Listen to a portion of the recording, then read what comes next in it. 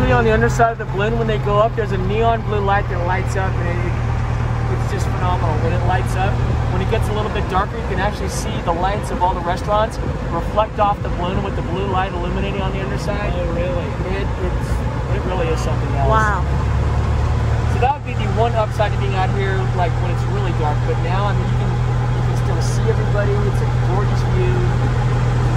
This is the perfect time to be out here. Do another little panorama so they can spin through for you guys. Especially over in this corner of the world. Get a little view of everything.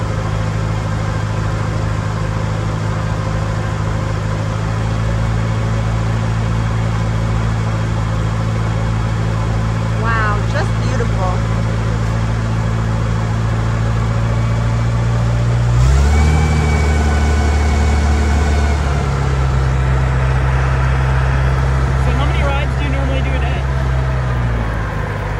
Depends on the day. Some days are busier than others. Today we had a little bit of a rain delay, so that kind of slows things down a bit, but double digits easily every single day.